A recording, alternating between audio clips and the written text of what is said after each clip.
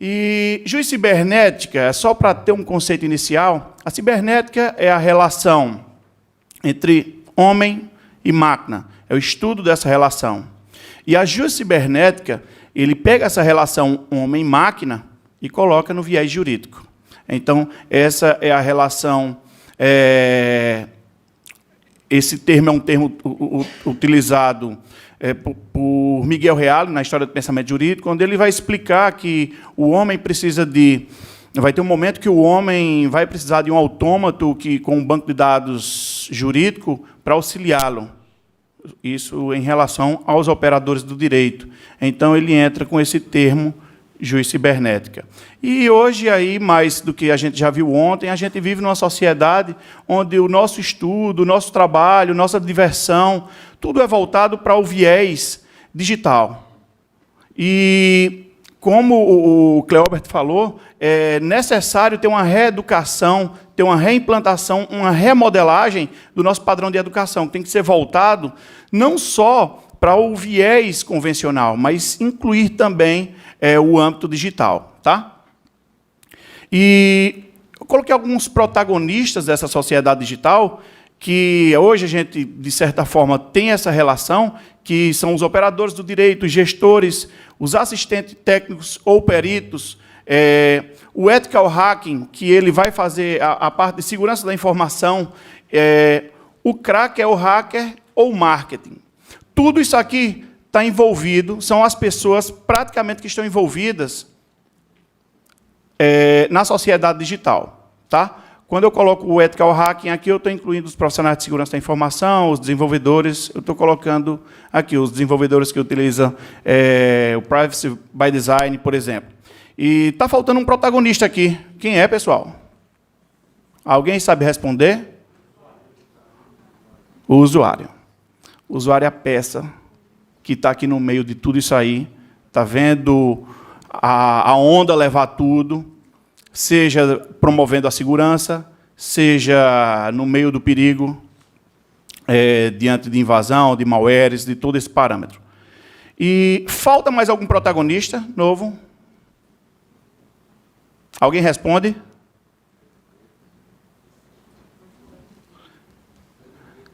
Vai um livro para quem responder. É bom que eu fique com esse livro. A IA. Tá? A IA, os dispositivos inteligentes e o robô com IA.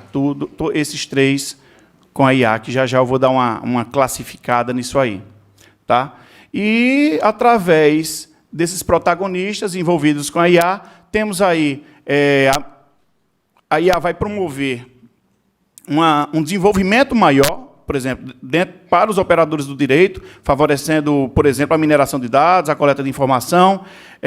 Para os gestores, vai coletar melhor as análises de riscos, a gestão de processos. E já o assistente técnico vai ter, com a IA, a possibilidade, eu estou falando prós e contras mesclado, tá? Uma violação, causando um vício através de um procedimento hacker. O marketing com a IA tem um problema grande aqui.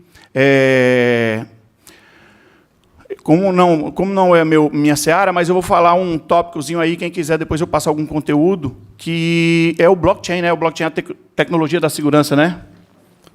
Tá? Pois é. Vamos lá. Se eu pegar um bloco, inclusive, isso aí tem um artigo de Portugal do ano passado, acho que mês 10, e eu tenho também um depósito de uma publicação sobre isso. Eu faço armazenamento de conteúdo ilegal. E quem vai ter acesso? Eu posso deixar a chave lá, propositalmente. E quem vai remover? O blockchain é uma tecnologia que não vai permitir que remova nem altere. Esse aí vai ser um dos problemas que o blockchain vai enfrentar, ou vem enfrentando. Pode buscar aí blockchain e direito ao esquecimento, que vocês vão ver alguns artigos, principalmente portugueses, porque ele pega essa seara e puxa para o Regulamento Geral de Proteção de Dados, que ele tem um direito ao esquecimento. Então, isso aí vai ser uma problemática que a Europa vai inicialmente enfrentar de cara. Tá? E o IA utilizando algum malware massivo. Também pode ser até através de publicação dentro da blockchain. E aí o usuário se assusta, né? Porque a IA é positiva e a IA pode trazer negatividade. Mas o que é que ocorre? Hoje, no Top 10 Global Risks, a gente tem as probabilidades, o que é que mais é provável de acontecer em risco global. O terceiro é o cyberataque. Tá aqui o 8º é o ataque terrorista. Olha aqui como é que está a situação do cyberataque. E o top 10 de impacto são as armas de destruição em massa. Inclusive, tem um livro que aborda sobre a inteligência artificial e a parte cracker da internet, unidas, eles pode se tornar uma arma de destruição em massa. Já vou colocar a capa de alguns livros aí, que vai favorecer para vocês, tá? E temos aí, a IA ela pode ser dividida em geral e estreita. A geral, ela normalmente, a gente vinha conversando com o amigo Daniel a respeito disso aí antes de ontem.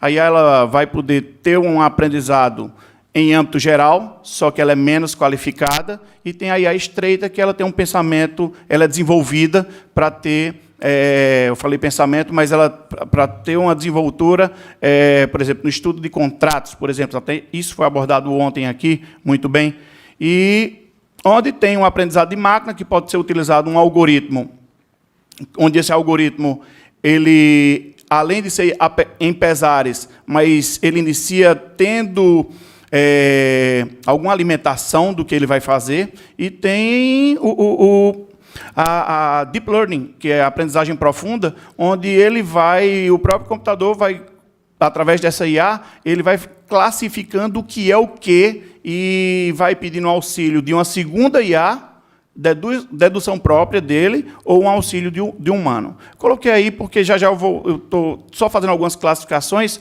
o tempo acaba sendo pouco. Quem tiver alguma dúvida, já você fica com o LinkedIn, fala comigo, eu mando o slide e passo alguns livros aí, tá? Algumas capas.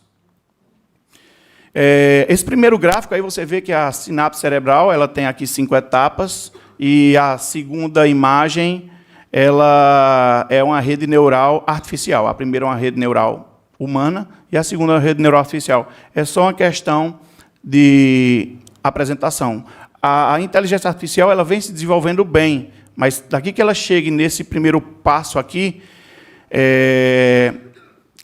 Hawkins, eu até citei ele ainda vivo no primeiro congresso, ele fala que a inteligência artificial está para chegar na inteligência humana por volta de 12 anos, a partir do ano passado, quando ele falou. O engenheiro do Google falou 13. E esse período aí, para essa segunda rede neural, está praticamente igual ou superior a essa primeira. Tá? Aqui ele mostra... Esse gráfico aqui é de um livro, até que eu recomendo quem vai estudar a questão de robô, o que é o conceito de robô. Esse livro é Les Robots, ele é francês. Várias universidades e centros de pesquisa fizeram classificações a respeito do que é IA, do que é IoT, robôs, e ele faz uma classificação onde ele consegue fazer uma distribuição. O que é um algoritmo, o que é um software, o que é um robô. E eu peguei alguma parte que eu utilizei esse livro como objeto de pesquisa. Inclusive, ele foi lançado depois do meu primeiro artigo. Eu até disse, pô, tem muita coisa que eu falei lá, parece um plágio. Aqui eu já falei, e o Hawking, ele fala, a inteligência artificial, cara, isso aí vai ser uma plenitude para a humanidade, e a gente chegar num ponto onde tem uma inteligência artificial equivalente à humana. Fala-se 12, 13 anos, mas a gente vai ver isso aí na prática, se vai ocorrer realmente nesse período ou não. Mas será que o homem está preparado para isso aí? Para se proteger? Ela vai favorecer. Mas, por exemplo, vai ter gente que vai querer fazer alguma coisa com IA para sacanear com alguém. E esse é o parâmetro. Será que a gente está pronto para isso aí? E em uma definição do que seja o robô, com base na pesquisa do livro, já vou colocar a capa dele, ele divide o robô, ele diz que, para se utilizar o termo robô, eles são 6 etapas. Tá? Isso eu estou falando com base em estudo francês. Hoje, várias pessoas vão falar de algoritmo, falam só de um software e sempre citam, eu coloquei 800 robôs para trabalhar em uma situação. Então, é um termo que ele ainda não está 100% adequado. Tá? Mas aqui foi com base, acho que, se eu não me engano, são 28 universidades, os chefes de pesquisa. Ele tem que ter um hardware, ele tem que ter alimentação não própria, ele não pode gerar alimentação própria, ele tem que ser alimentado. A capacidade de agir, ele tem a movimentação, mas essa movimentação ele tem que perceber também ao seu redor, ele tem como se fosse uma primeira inteligência e uma segunda inteligência para se utilizar como consciência, para ele poder entender ao redor como se fosse, como eu falei, a consciência, e capacidade de decisão e a capacidade de aprender. Essa é a qualificação de um robô. Esse que está ao lado não é um robô, é um brinquedo para eles, tá? E o robô ele é classificado como um dos maiores nomes, aí eu coloquei a foto da Sofia, onde ela tem todos aqueles 6 pré-requisitos para ter a denominação robô, tá? E também tem aí o R2D2, né? Que ele é um robô com base nos 6 pontos. E a segunda qualificação, que é o autômato, que é ele pode ser humanoide, mas ele não tem uma inteligência artificial, ele é repetitivo, como, por exemplo, os robôs de solda. Chama-se robôs de solda, porque ele faz as soldas de carro, essas coisas. Ele é classificado como um autômato, porque ele é programado para aquilo. Tá? E o IoT, pelo livro, ele classifica a internet das coisas, onde... por exemplo, a internet das coisas seria uma geladeira que ela tem acesso à internet, mas ela não é inteligente. Ela tem o funcionamento básico, ela tem a comunicação e tem a segunda denominação que chama-se a inteligência das coisas, que são os objetos onde ele tem a inteligência, ele utiliza-se de IA e tem a comunicação com a internet. Eu coloquei... isso aqui é um artigo que, inclusive, eu estou fazendo a segunda versão. A primeira versão saiu nesse nosso livro. E esse artigo foi melhorado, foi publicado, e onde eu estou aumentando mais um pouco para, possivelmente, se for classificado, eu sair no segundo livro. Tá? E aí tem uma situação onde ele mostra a empresa AmiAmi, japonesa, ela tem um exoesqueleto aí completo que ela trata como brinquedo, mas foi classificado como... o que é um cyborg? Ele é uma pessoa que utiliza tecnologia através de software, chip e mecanismos material para tornar aquele humano ou melhor do que a potência humana normal. Na verdade, ele transforma aquele humano em um humano melhorado. Tá? E o primeiro ciborgue classificado ele foi o Neil Hobson, que o que é que acontece? Ele tem a visão, ele só vê em preto e branco, e para ele conseguir ver colorido, na verdade, ele fez uma implantação no cérebro que, na verdade, quando ele olha para uma cor, ele escuta um som. E ele fala que ele escuta em cores. Cada cor que ele olha, se é um vermelho, ele escuta um tom, se é um azul, ele vê outro tom, e aí ele consegue ver em cores. Ele tem um site muito legal, o Hobson. Vocês vão ver muita coisa sobre robô, IA, IoT, inteligência artificial, na prática mesmo. O que é que vem ocorrendo aí, legal ou ilegal. E aí tem alguns exemplos, implante visual, chips, tá? E eu tive o prazer de assistir uma palestra, inclusive o Cléber estava lá, com o Terence Deacon, que é um dos maiores estudiosos a respeito das sinapses cerebrais, da consciência e a aplicabilidade disso aí dentro de uma IA, de uma rede neural artificial. E surgiu uma pergunta, que o que é que pode ocorrer quando, por exemplo, é colocado um implante em uma pessoa, ou mecânico, ou mecânico que eu falo sem chip interno ou com chip externo, ele diz, qualquer alteração no corpo humano, por exemplo, se um ser humano leva uma pancada, ele pode, de repente, mudar todo o pensamento que tinha na vida dele. Então, o cérebro é extremamente sensível. Então, a utilização de chips ou qualquer dispositivo no corpo pode alterar a sensibilidade humana. Vale a pena ler Terence Deacon. Está aí, Incompleto Natural. E aqui é só algumas problemáticas para fazer a gente pensar. Estou concluindo aqui agora, tá? E o que determina que o ser humano está vivo? Vamos lá, o que é que determina que o ser humano está vivo? Para o direito ou para a medicina? A respiração, quando ele nasce, ele tem que estar respirando, ele está vivo. Agora, mas o que é que determina que ele não está vivo?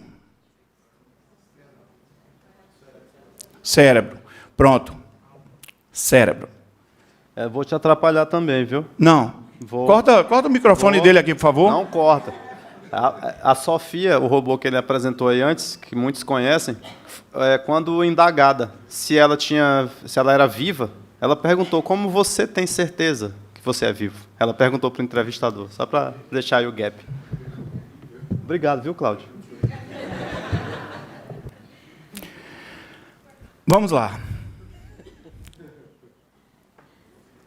Corta o microfone dele aí. Resultado, cérebro. Então, o que é que ocorre quando uma pessoa não tiver mais o cérebro humano e tiver uma rede neural? Porque todo mundo pensa ao contrário, né? Mas e o homem utilizando de uma inteligência artificial? Como é que ele vai ser? Já tem estudos para isso aí. Acessem Singularity Hub, que era o centro de pesquisa lá onde Hawkins participava muito bem. Eu não tive o prazer de assistir nada presencial dele, mas vocês vão encontrar isso aqui lá. É só para dar uma instigada aí no pensamento. E é possível uma cópia do conteúdo cerebral para um robô? Está aí. Eles pegaram um verme que tinha 500 neurônios, fizeram um clone dele e colocaram em um verme robótico. E ele se move. Olha, essa notícia aí, ela tem uns 15 dias. É um clone. E ele era biológico e virou um ser tecnológico. Black Mirror, né? Pois é, e um hardware, e um equipamento com cérebro humano? Pois é, dê uma olhada em transplante de cabeça, que vocês vão encontrar alguns artigos, principalmente artigos... Eu tive o prazer de encontrar isso aí em Portugal, e conversei com uma pessoa que fez um artigo onde ele estava expressando que já existe equipamento suficiente para manter o ser humano vivo só com a cabeça. E aí? Até que ponto essa pessoa vai ter a capacidade jurídica plena? E um livro muito bom para você entender esse ponto aí, tá? Onde eu falei, a IA e blockchain, que eu já acabei entrando nesse assunto logo no começo, como é que fica um IA trabalhando com blockchain, se ela for positiva ou se ela for negativa. Eu acabei dando o exemplo logo no começo, antecipei isso aí. Mas imaginem aí a cadeia de blocos armazenando aí fake news, pedofilia e dados sensíveis. Como é que vai excluir isso aí? Ah, mas como é que eu acesso se a chave é privada? Está aí, você solta a chave, propositalmente. Problemas. É só uma questão de reflexão, tem várias pessoas que estão congeladas, aí esperando reviverem, algumas que tiveram traumatismo, o dano foi cerebral, outras não, então a gente não sabe como é que fica, mas estão esperando aí, né? Então, isso aí é uma questão só muito reflexiva e filosófica, esse tema que foi abordado. E aí, quem quiser pegar as fotos aí, tem alguns livros que eu recomendo. Esse primeiro livro vai fazer a classificação dos robôs, e o segundo livro, ele vê a IA e os algoritmos, e o terceiro, ele fala que a inteligência artificial ela não veio para substituir nenhuma profissão, ela veio para auxiliar todas as profissões, com base no Watson, esse terceiro livro. Temos um livro aí, um autor que eu gosto, que é o Pierre Levy, tá? ele entra o que são as tecnologias inteligentes, o livro do Terence Deacon e o livro do Dr. João, O Cérebro e o Robô. Temos aí Máquinas que Pensam, ele vai falar das IAs, inclusive fala da IA do blockchain também, aquela ideia lá, só que não entra no direito ao esquecimento. Esse livro aí de mineração de dados ele é bem técnico, mas ele traz uma conceituação muito clara do que é rede neuroartificial, algoritmo genérico. Isso aí quem pretende entrar na área é muito bom. Esse terceiro livro é a Internet das Coisas, do Dr. Pedro Coelho, ele é de Portugal. É um livro muito bom, traz a teoria muito clara e como também traz a prática. Foi com base ele explicando uns passos de violação do IoT, que eu e o Dr. Coriolano, a gente produziu um artigo que vai sair agora, parece que dia 15 de maio, pela Unisul. A abordagem do Dr. Pedro Coelho diante do direito penal brasileiro, do Código Penal brasileiro. Tive que entrar na biotecnologia para poder ver a questão da bioética dentro das cirurgias que vão envolver o cérebro, o ser humano. E o direito de sociedade, vocês vão ver a evolução da sociedade do Niklas Luhmann, espetacular esse livro, recomendo demais. O nosso livro de direito digital está aí no centro, porque para quem vai iniciar, é interessante, ele traz um pouquinho de cada conteúdo, não é aprofundado, mas você vai acabar tendo um guia de para onde é que para qual rumo você vai tomar. O Future Crimes traz muitas coisas que, quando ele foi lançado, eram utópicas e que, com pouco tempo depois, já estamos aí com algumas coisas em mãos. E os advogados do amanhã, qual advogado que vai estar qualificado para trabalhar diante da IA, dos algoritmos, diante das novas tecnologias, diante das disrupções. Ele aborda que o direito, a tecnologia, o direito à informática e a gestão, elas devem caminhar juntas sempre. Não há gestão sem direito e sem tecnologia. Não há tecnologia sem gestão e sem direito. E hoje não há direito sem a gestão e a tecnologia. Tá? O blockchain entrou aí porque eu peguei alguns conceitos científicos, muito bom, o livro do Moga. E está aí, obrigado. Quem quiser pegar o slide ou alguma coisa, me adiciona no LinkedIn, pede lá na mensagem, que aí eu envio para vocês. Tem um grupo de pesquisa chamado Juiz Cibernético, hoje a gente tem 32 participantes, onde a gente pesquisa na área direito, tecnologia, desenvolvimento e gestão. E nesse grupo aí, hoje a gente tem uma biblioteca lá voltado para bibliografia americana, europeia e Brasil, com média de 700 a 800 livros. Quem estiver precisando de algum conteúdo, manda a pergunta, eu mando a capinha do livro e o sumário, tá? Porque a pessoa, às vezes, acaba tendo um guia. Obrigado, pessoal. Agradeço mais uma vez aí a presença de todos. Valeu, pessoal.